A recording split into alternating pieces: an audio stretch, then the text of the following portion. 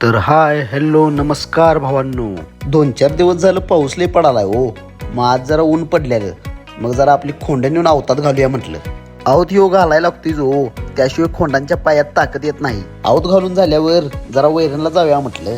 वैरणला जाताना वाटते का आम्हाला मोर दिसला हो. मग मोराला पण बारीक मध्ये घेतला की व्हिडिओ मध्ये. गवात कापूपर्यंत शेणशाला आणि बादशाला पण सोडला की चरायला. गवात घेऊन आल्यावर जरा शेणशाला आणि बादशा धुया म्हटलं. शेणात आणि चिखलात बसून लय घाण झालती तो. बादशाला धुवून झाल्यावर शेणशाला पण धुवाय घेतलो. शेणशा जरा जास्तच घाण झालता.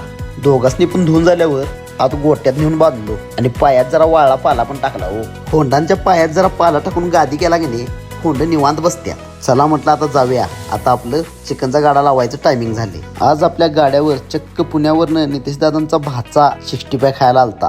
बरं नितेश आज आपल्या भाच्याच घेऊन आला 65 खायला. भाचा पुण्याला आहे आणि पुण्यातनं भाचा म्हटला भावा चिकन शिवाय खायला जाईल मामा.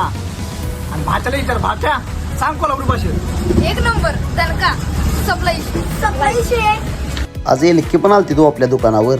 जरा काय म्हणतात बघा की.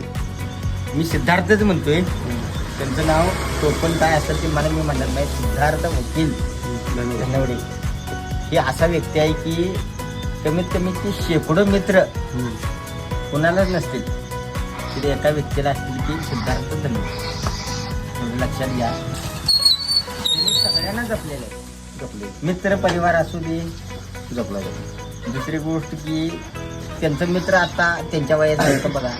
त्यांच्या लहान वयीन गट असेल, त्यांचा मोठा असेल, सगळेजण त्यांना मानणारे. असं जगा, लाईफ जगा. तर भावांनो पुन्हा भेटू आणि जाता जाता फॉलो करायला विसरू नका.